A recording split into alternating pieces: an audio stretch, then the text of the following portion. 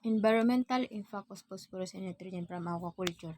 Overview of the problem. With the embarrassing demand for seafood, aquaculture has become the faster growing sector in the world food production chain. Demand for seafood is escalating the parallel to increase world human population and improve standard of living.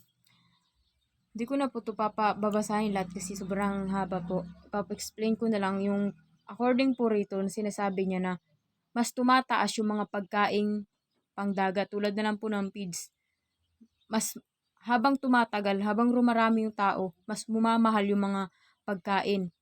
Kaya mas malaking problema ng mga nag-aalaga ng isda or ng bangus kasi parang hirap nang i-provide yung mga pagkain na feeds kasi haba raw po dumarami yung tao, mas mumamahal lahat ng mga pagkain. Next is how to pollens and NFN enter the water. Environmental population aquaculture begin with the feeding practice. A general aquaculture feed is a manufacture using ingredients that are not used or have less demand for human consumption. Next naman po ay natin ay yung according naman po rito, yung environment population of aquaculture is yung gagawa tayo ng isang pagkain yung hindi masyado tayong gagastos ng malaki. Kasi dun nga po sa overview of the problem, parang mas mumamahal yung pagkain habang dumadami yung tao. Kaya po, mas okay po siguro kung gagawa tayo ng mga essential food yung hindi masyadong magastos or hindi masyadong mahal para mas makatipid po tayo. Next naman po tayo dito sa environmental impact of phosphorus and nitrogen. Ito po yung parang table niya po yung nitrogen, nutrients, feed, fish, and other. Parang next is use of the rich fish meal. Use of feed extends and the nutrients requirement of fish, imbalance of nutrients, poor feed quality, poor stability, and high solubility of feed plant. Next, paggamit ng pagkain yung mayaman sa meal. Paggamit ng feed na lumalampas sa nutrients sa kinakailangan ng isda o kawalan ng balance sa nutrients. Hindi magandang kalidad ng pagkain. Mahinang katatagan. Yung mahinang tatag ng isda, yung pag hindi siya nakakain ng mga masustansyang pagkain, ito yung mas mabagal silang lumaki, yung bansot, ganun. Kaya mas kailangan natin pakainin sila ng pakainin ng marami para mas mabilis yung pag-angat ng paglaki nila. Kaya para once na may benta natin, hindi tayo ganun kalugi. Next naman po, nitrogen and phosphorus losses from aquaculture. The feed in the initial sources of their nutrients and nutrients for N and P. Loss are unitin, feed, undigested materials, and metabolic output of digestive materials that amount nature of the digestive weights function of several factors and such as species being a culture size of the culture, organism stacking density, feeding rate. According po dito sa nitrogen and phosphorus losses from aquaculture, yung mga pagkaing initial sources of these nutrients, parang ito po yung nagbibigay sa kanila ng sustansya, yung N and P, loss of nutrient. Yung for example lang po, yung mga bagay na plastic or makain man nila yun, mas makakasama sa kalusugan ng isda natin yun. Kaya dapat, kapag malinis yung kapaligiran kapag tayo mag-aalaga ng isda, sunod na lang po sa tilapia, kailangan wala silang makakaing mga bagay na hindi makakaganda sa katawan nila para hindi nga po sila magkaroon ng sakit or disease. Next naman, fate of nitrogen in the aquatic environmental. Excess nitrogen can cause overstimulation of growth of aquatic plants and algae. Extensive growth of this organism in turn can clog water, lakes use dissolve oxygen as they decompose and block light of deeper waters. Ammonia, nitrate, and nitrate are common nitrogenous form. Next naman po, ang base nitrogen ay maaaring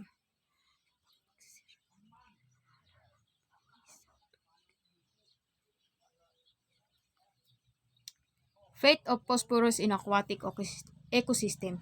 Phosphorus is an essential element for plant life but when there is too much if water. It can speed excrofication, reduction dissolved oxygen in water, bodies caused by increase or mineral and organic nutrients of rivers and lakes.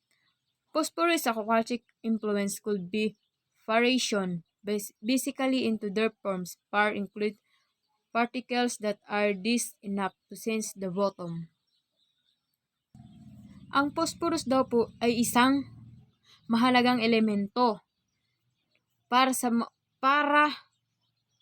buhay ng mga halaman. Ngunit kapag sobra daw naman daw po ito sa tubig, maaari tong mabilis na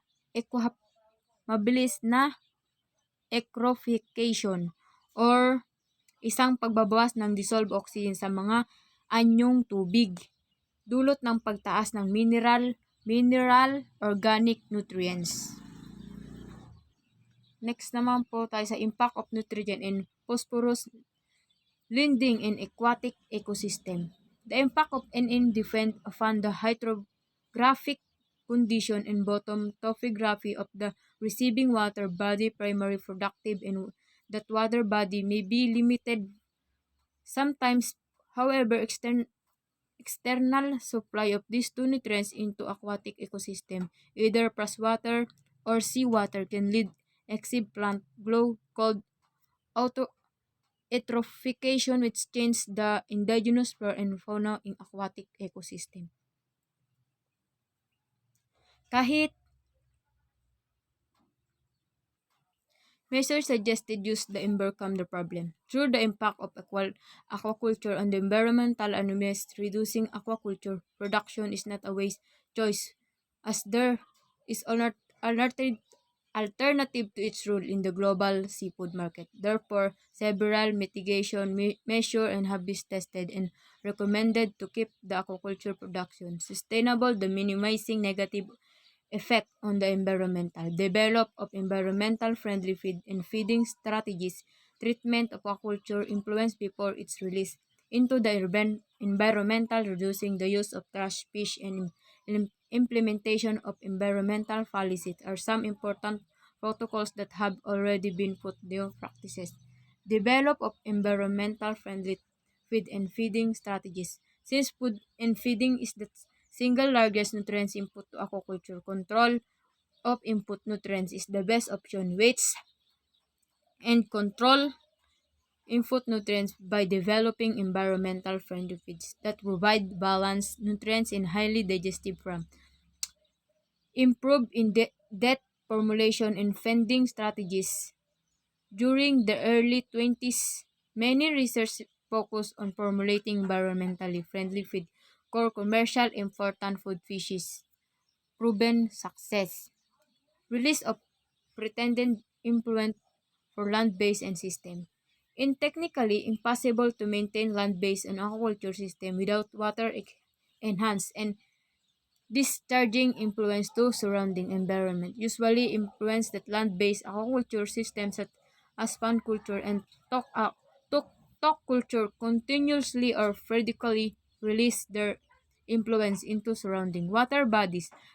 Amount fertilized and feed are applied fund compounds but also large amount of organic materials. Therefore, land-based and aquaculture system are point source of eutrophication of receiving water bodies. Whatever several methods have been practiced reduce the waste cloud before in policy measures.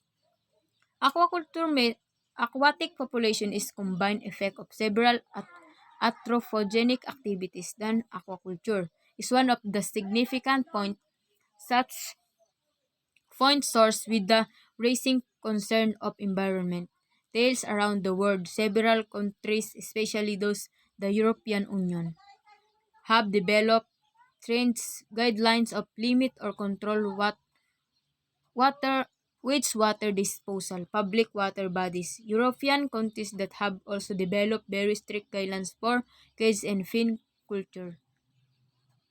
Dito lang naman po nagtatapos yung aking report. Sana po maintindihan nyo. Thank you for watching.